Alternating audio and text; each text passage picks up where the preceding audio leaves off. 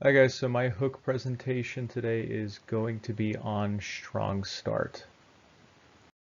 So before we actually would start the presentation, I would have everybody line up outside and greet everybody, and as they came in, instead of giving a usual handshake or a high five, I would give an elbow bump. And this is going to play into the presentation a little bit later. So the main topic of today's class is going to be how we combat COVID-19. Okay, this is the virus that's been sweeping the world, has dramatically changed our lives to the point where we're in quarantine as opposed to continuing out normally in public. So some focus points that I want you to discuss with your partner or the person sitting next to you is how we avoid getting it. Why did we bump elbows as a greeting as opposed to our normal handshake or high five? How does an individual recover from it? What does quarantine mean? Why do we do it? How do we move forward after quarantine so once it's deemed safe to go back out in public? What are some precautions we need to take before we do that and as we do that? So you guys have been hearing a lot on media as to what we should be doing to combat this virus. But I also want you to think back to last class's discussion. And of course, in our case, this would be the last presentation I gave to you guys. What do you know about viruses? Think about that discussion we had as a class as far as this discussion is concerned. And I want you to write down your and your partner's ideas while you're doing this. Of course, in our case, it's just going to be likely you sitting at your desk at home, and that's totally fine. So this is the part of the presentation where you guys could go ahead and just pause this and think about these questions since we can't have a discussion in class. So go ahead and pause the video for about a minute or two and think about these things. And you can go ahead and unpause it once you're ready to have a discussion, or essentially me delving into these things. Okay, so going into some of the focus points that I left you guys with for discussion, how we avoid getting it and why we bumped elbows as a greeting.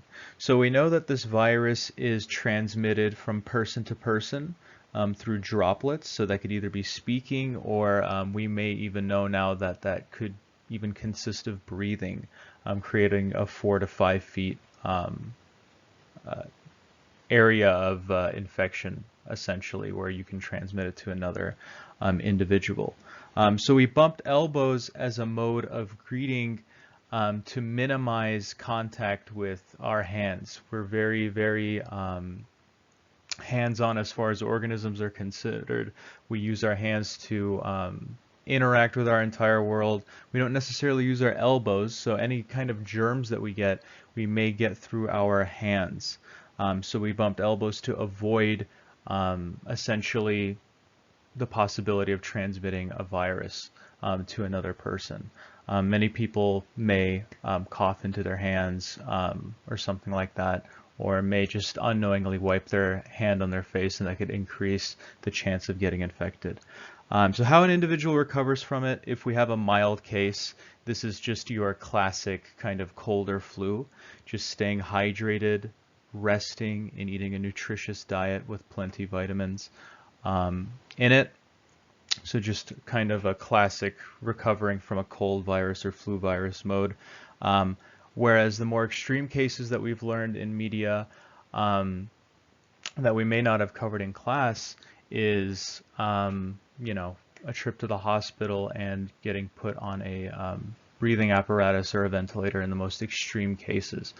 We know that this virus essentially infects the epithelial cells in our lungs and can affect our breathing that way.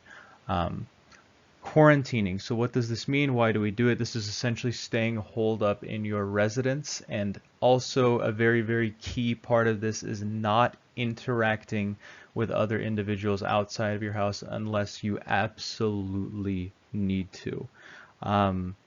It's unfortunate. I know a lot of people breaking quarantine, but there's a lot of cases, and this goes for the cold and flu that we've learned. You can be asymptomatic and still spread the virus. So you may feel fine, but you may have the virus, and you may be dealing with it perfectly fine, but you can give it to somebody that may not deal with it so fine. So it's very important to stay holed up in your house where you are.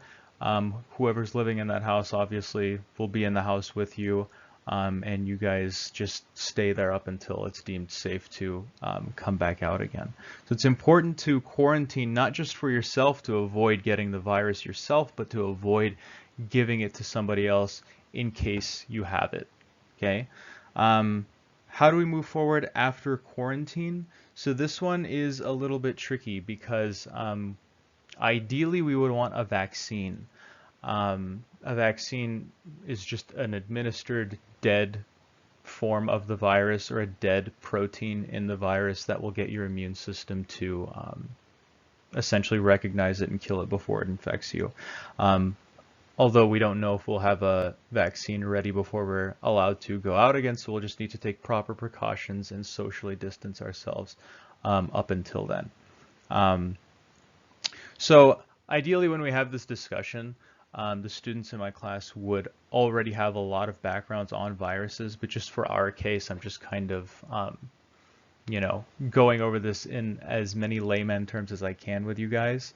But if I were to be giving this to a biology class, I would have gone over like what a virus is, but just for the sake of this presentation, I'm trying to keep it a little bit more dialed back and, kind of explain everything to you guys bit by bit. So the purpose of that COVID-19 discussion was to portray our strong start. Our text defines it as design and establish an efficient routine for students to enter the classroom and begin class.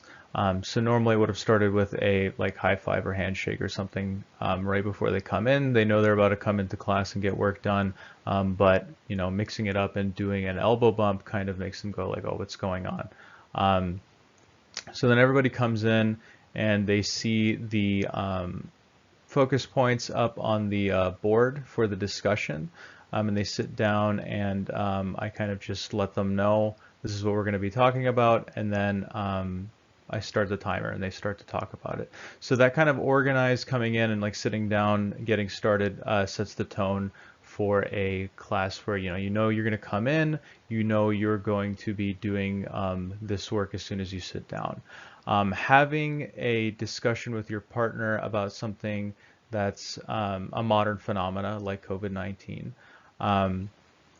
sets a good pace for a class where you're going to be having discussions and you're going to be talking about these kinds of things that are happening in a scholarly way. In our case, this functioned more as a review with respect to modern phenomena, whereas my other presentation that I did at Do Now was a preview of viruses. So this is kind of like a review of viruses supplemented by the modern phenomena of COVID-19 as opposed to a preview. So the Strong Start consists of 3 parts. The first part is the door to Do Now. This is having your students work right when they walk in, and ideally I would have done this in our classroom setting. I would have greeted you guys are coming in, you look at the PowerPoint, you already know to get started and have a discussion after I give you guys the proper instruction. So you want to have assigned seats in your class. Your students want to walk in and immediately know to go and sit down and start working. Any kinds of packets that you might have, you would have somewhere at the front of the class or at the door where they can just pick it up and get right to work, as opposed to you having to pass it out and killing time that way. Students should know that they have homework to be turned in, so they'll turn in their homework at the beginning of class and then they'll get started on whatever work they have. That way you don't have to really announce it. The more you make it a routine, the less you have to announce these kinds of things. And then as students are working, you want to narrate positive behavior. So ideally, if we did this inside of our class, if we were normally meeting, I would have pointed out students that were having good discussions or that were on task. For example, if Angus and Crystal were working well, I would narrate that and kind of do it in a proper way where everybody kind of gets the idea oh, we should be having a discussion and having some important points talked about, because we're going to be talking about this afterwards. So narrating that positive behavior really gets everybody else moving in the right direction if they're not already doing so. So the second part of the strong start is our do now, or whatever short activity that you would give the students to do at the beginning of class. And this essentially functions as a preview or review, and in our case, as I said earlier, it functioned more as a review with modern phenomena, as opposed to my other presentation that was just a preview. So essentially the do now, although this was something that was separate from this topic, it's a important part of the topic. And lastly, the final component of the strong start is our review now, and this is essentially the discussion that ensues post-exercise or post-do now. When you want to get everybody's attention to start the review now, you usually want to do a countdown just so students know that they need to wind down. When you start the discussion, of course, you want to take hands. If anyone's eager to answer, you'll let them answer. But you also want to put in a mixture of cold calls just so that you can get most people to participate in the discussion. So just some concluding thoughts about the strong start. You want to make it a habit so that you always have a rigorous and hardworking classroom. One idea is to use threshold as a part of the strong start, and this is something that was defined a little earlier in chapter 10, just as a way to greet students and get them in the mood to start working as soon as they come in. It helps initiate a positive mood, so that could certainly be a part of your strong start to get them going really before they even start to work. And I think the biggest challenge of the strong start is keeping the class rigorous and high energy after you've completed the activity. I feel like it can be a challenge to keep that level of energy when you start off so high, but as long as you keep the attitude and momentum going and you've established a proper environment in your classroom, all of that can really be counteracted. So it's all about you as a teacher in that case. And that's the end of the presentation. So I just wanted to thank you guys for watching and giving your time, and I'm looking forward to your comments. Thank you.